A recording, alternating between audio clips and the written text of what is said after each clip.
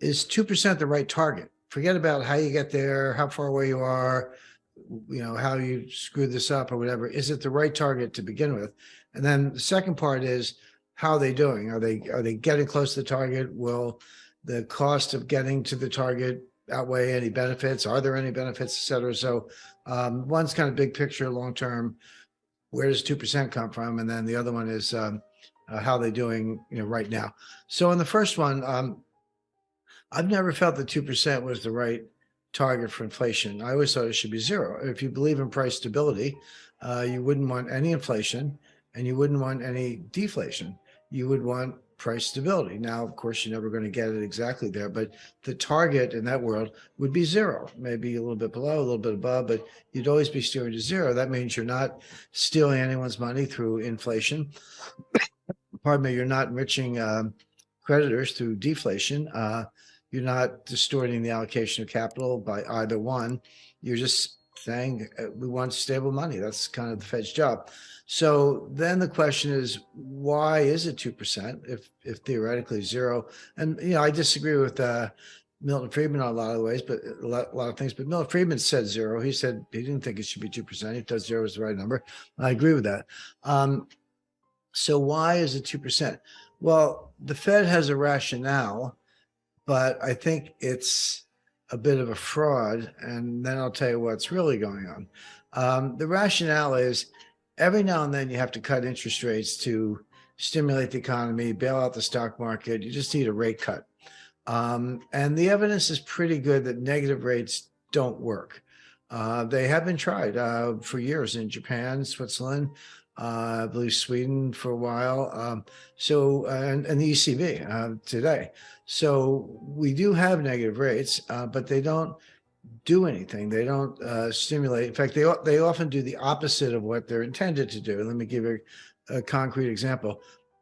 So the idea is, if I cut interest rates, lower and lower, as a saver or an investor, I'm going to say, well, I don't like those low yields. I put money in the bank. I only get, a quarter of 1% or half of 1% or whatever. So I'll go buy some treasury notes or I'll go buy some stocks. And that's called the portfolio channel effect. In other words, by keeping rates so low, you make simple savings and liquid investments unattractive, and you drive investors to other investments, housing, stocks, bonds, whatever, commodities perhaps. And then that creates a wealth effect. And if my assets go up, I feel more prosperous, and maybe I spend more money, and that helps the economy, et cetera, et cetera. That's the theory. It's all garbage, by the way. There's very little evidence for the wealth effect. I mean, yeah, assets go up, people feel a little better about it, but the idea that they turn around and spend more money is not does not hold up. The people with the most assets tend to have the most discretionary income. And they, once you got a couple of cars and a couple of houses or whatever, are you actually going to, in a decent wardrobe, you're actually going to go spend more money? Well, probably not. You'll probably save it or invest it. I'm not saying those are bad things, but the idea that it stimulates the economy is not true. But if you follow the theory and say, okay, lower rates force you into asset purchases, et cetera, wouldn't negative rates do even more of that? Because what happens with a negative rate? You have $100,000 in the bank and at a negative 1% interest rate. I'm the government or the treasury, or the bank. I'm taking $1,000 a year. I'm taking 1% out of your account. So you're sitting there. You just say, hey, I just want to save $100,000. That's all I want. But with a negative rate, it goes 99, 98, 97.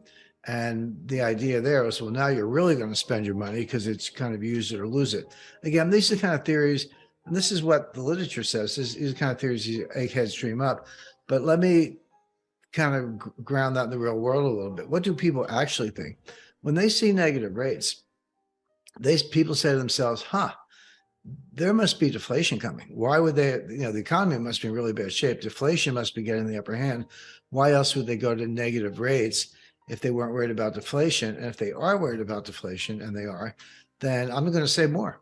I mean, far from getting people to spend, remember, you're saving, the dollar is worth more. In a deflationary world, your dollars are actually worth more. In real terms, a dollar can be, just a bank account, can be your best performing investment. in a deflationary world, if you have 2% deflation, then the real value of a savings account with zero interest goes up 2%. And that's probably better than what stocks are doing in that world. So people act rationally. They say, okay, we have negative rates. Central bank must be worried about deflation. If they're worried, I'm worried, and I'm going to save more because, first of all, that those savings will do well in deflation. I need to be prepared for that. The last thing I want to do is spend. Particularly if prices are going down, why would I spend? I'll wait 6 months, get a cheaper price. So in other words, real world behavior is the exact opposite of what central bankers predict.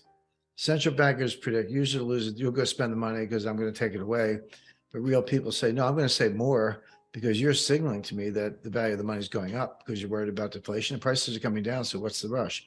So for all those reasons, negative rates don't work. You really kind of go through the looking glass. Now, in theory, cutting rates from 5 to 4 to 3 to 2 down to 0 does perhaps have some stimulative effect, not as much as people think, but some. But why? And so the Fed says, well, we don't want to start with 0. If we start with 0, if that's our target, and negative doesn't work, and the economy goes into a recession, how do we stimulate the economy? We can't go below 0, but we can't cut rates because we're at 0. So they believe that they ought to keep rates around 2%. Now, as inflation is about 2%, interest rates are about 2%. And that gives you 2 points of cuts. You could do in 25 basis point rate cuts, you could do 8 cuts. It's a full year of rate cuts from 2 to 1 3/4, 1.5, 1 1/4, et cetera. You could do 8 25 basis point rate cuts with 2%. So the Fed says we need to keep our target rate is 2% because we need a little cushion in case we have to cut. And if we're at 0, we don't have a cushion, we can't cut. That's what they say. The reality is the following. And the way I explain this, it's like a little kid, like a 9-year-old kid, and his mother leaves her purse around, and the kid goes in the purse and sees there's $50 in the purse. And he says, well, even an 8-year-old will say, well, if I steal the $50, mom's going to catch me and I'm going to be in trouble.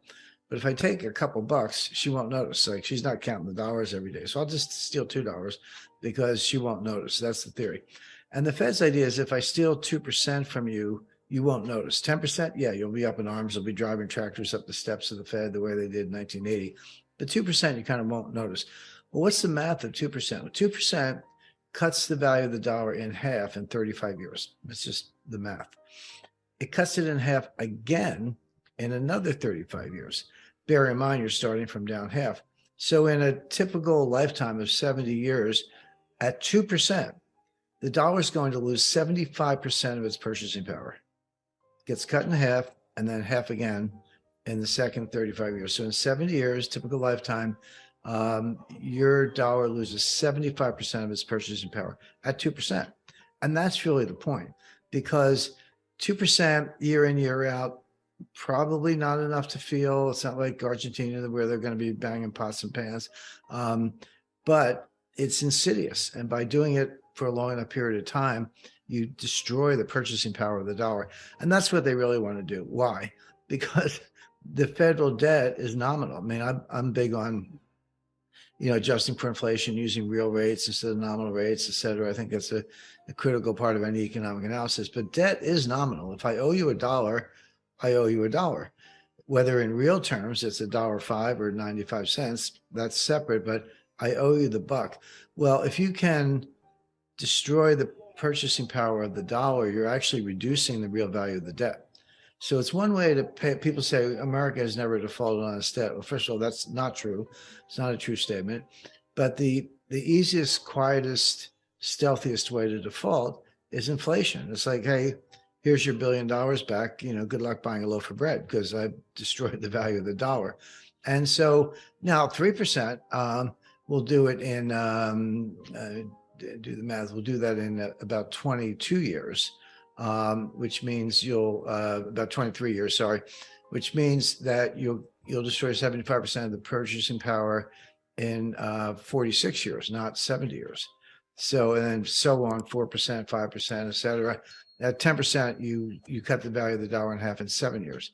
By the way, that is what happened between 1977 and 1981.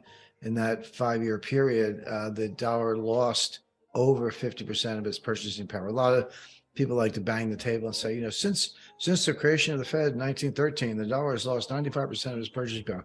Well, that's a true statement, but you don't need 110 years. We lost 50% in 5 years between 1977 and 1982.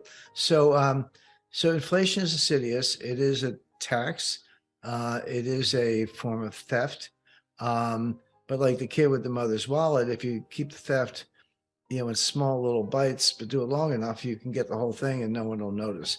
So they say we want 2% because we want to be able to cut if we have to. But the real reason is we want to basically erode the value of the debt and erode the purchasing power of the dollar in ways that you don't notice. And they can be very patient. That's how they do it.